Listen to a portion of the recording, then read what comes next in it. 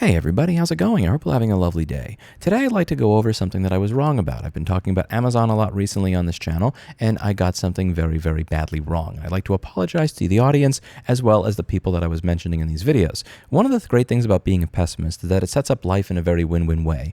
When I'm right, I get to bask in the glory of being right. And when I'm wrong, the world actually sucks less than I thought it did, which, in this case, is a serious win. What am I talking about here? I did a video recently. Amazon's latest FTC lawsuit is a joke. The FTC is Consumer Protection Theater. In that video, I'm talking about how the FTC was suing Amazon for making it difficult to cancel Amazon Prime and for supposedly signing people up for Prime when they did not want to be signed up for Prime. As somebody who hadn't used Amazon in the past, never been signed up for Prime when I didn't want it, and was easily able to sign up and cancel anytime I wanted, I would just Google cancel Amazon Prime, click, and I was done. I just thought this wasn't the highest priority thing. Amazon has taken part in what I believe to be obvious and blatant price fixing in violation of the law.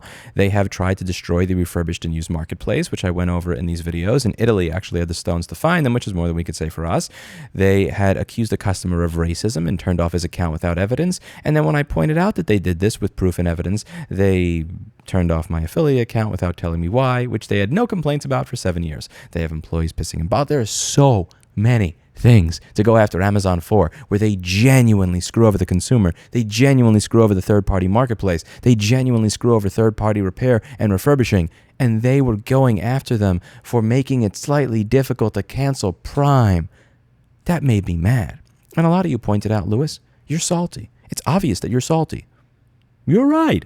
I am salty. I've spent years of my life lobbying in favor of right to repair. I've spent 8 years going around the country, traveling to legislative bodies and trying to get politicians to listen to what I have to say. And several years ago, Lina Khan, the chair of the FTC, said she was pushing to prosecute corporate misconduct criminally. And the President of the United States asked her to draft right to repair rules. Over a year and a half later, the antitrust attorney that I had hired to make a case for all of this and try to make it easy on the FTC by going over all the things that these companies do and how they affect us, told me, and I quote, "In 30 years, I've never had this low level of engagement with the FTC," which I went over in this video. And when the FTC would actually start fining people, it was a joke. They started going after companies for breaking warranty law by conditioning their warranty on authorized repair from the manufacturer. And when you do this, you can get fined over $30,000 for each instance of wrongdoing.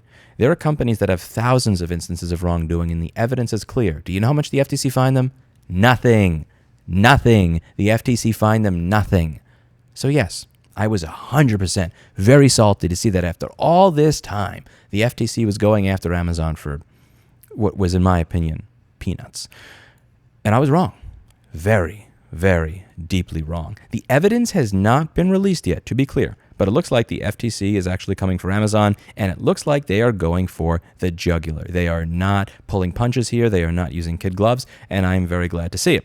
In the coming weeks, the agency plans to file a far-reaching antitrust suit focused on Amazon's core online marketplace, according to documents reviewed by Bloomberg and 3 people familiar with the case. Again, they have reviewed the documents. It's not been made public. I want to see those documents, and I want to go over them with all of you the second they come out, but they're not available yet. The main allegation is expected to be that Amazon leverages its power to reward online merchants that use its logistics services and punish those who don't. Actual enforcement. Finally, actual enforcement. Based on her public comments, Khan is unlikely to accept compromises from Amazon and could seek to restructure the company, a dramatic outcome that Amazon would surely appeal. Again, restructuring the company. This is the kind of stuff that Scott Galloway will talk about when he talks about the 4. Again, finding a company 0.0000001% of their net profit doesn't really do anything. If you want to see actual change, you have to take companies that are abusing people and really stick it to them. Amazon says Khan should recuse herself owing to her public statements about the company. Amazon is saying that she should recuse herself because she might be a little bit biased. This is the same company that removed me from an affiliate program that I have been a part of for 7 years with no complaints and no violations because I pointed out that they slandered a man, accusing him of having a racist doorbell with no evidence. And they want somebody who is not biased judging them? Oh, is that not the pot calling the kettle black? Sucks to suck, bro. Amazon settled the European case by offering to change its buy box practices and restrict how it uses data from third-party sellers on its European web stores. While Amazon can make a similar offer for the U.S. market, Khan has signaled opposition to such compromises, telling a Senate committee last year that the FTC would strongly disfavor such remedies.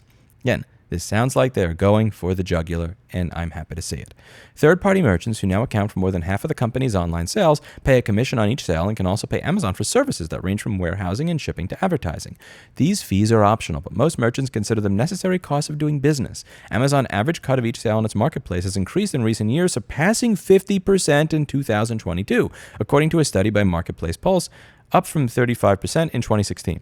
This I don't get. Like, there used to be something like a 6% fee, maybe 3% payment fee, 6.5% final value fee kind of thing on eBay. Amazon was somewhere around the 10% range. I have no idea how you can make any money if the platform is taking 30 to 50% from you. And dare I say it, if you're not making any money, you're going to have to raise your prices. If you have to raise your prices to sell on Amazon, the prices on Amazon may be higher than they are on other websites, which may be why Amazon is trying to keep people from lowering their prices on other websites. And this is the problem when one company tends to have so much control. When they completely dominate the marketplace, they can start to do this type of stuff, and it is not good for the end consumer. The FTC has amassed evidence that the company disadvantages sellers that don't use these services, and the agency is investigating an algorithm that selects merchants for the web store's coveted buy box, where consumers can add products to their cart with one click. In May, the agency sued the e-commerce giant in 2 separate cases for failing to delete data about kids collected by its Alexa speakers and illegally spying on users of its Ring doorbells and cameras. Amazon said it disagrees with the FTC's allegations, but agreed to pay $30.8 million to resolve the cases. And this is part of the problem. They cannot get a $30 million fine again. Amazon getting a $30 million fine is like fining me a nickel for murdering somebody. It is not going to discourage me in any way, shape, or form because it's not a real punishment.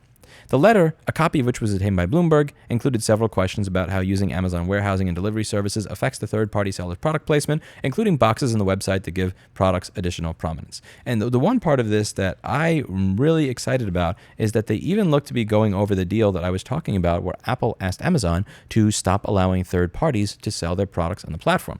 The document request also sought records regarding any arrangements with Apple Inc., including proof of the rationale for entering into such agreements. The two companies agreed in 2018 to allow the iPhone maker to sell its products directly on Amazon's marketplace, a deal later scrutinized by the FTC for the impact on Apple resellers. And here's the thing.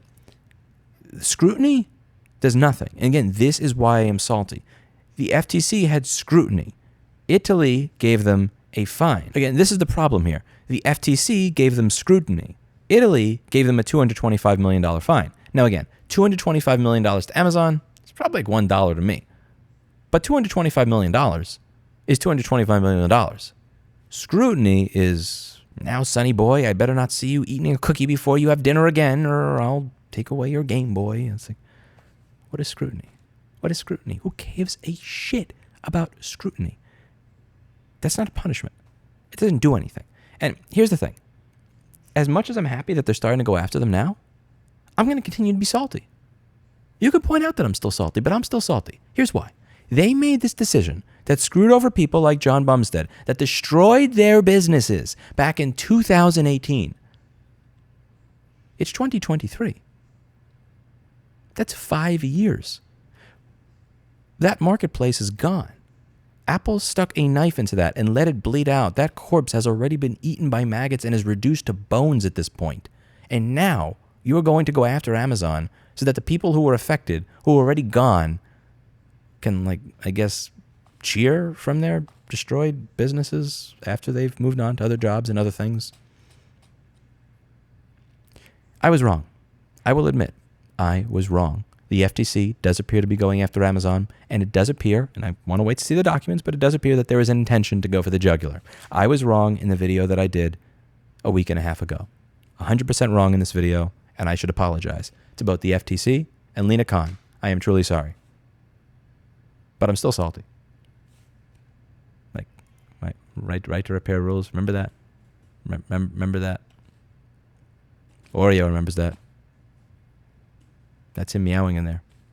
He remembers when we thought that we were going to be able to get a CD3217. Let me know what you think in the comments down below.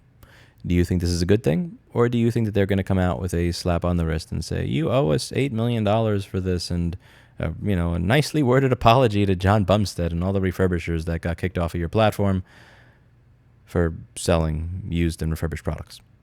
Let me know what you think in the comments down below. That's it for today. And as always, I hope you learned something. I'll see you in the next video. Bye now.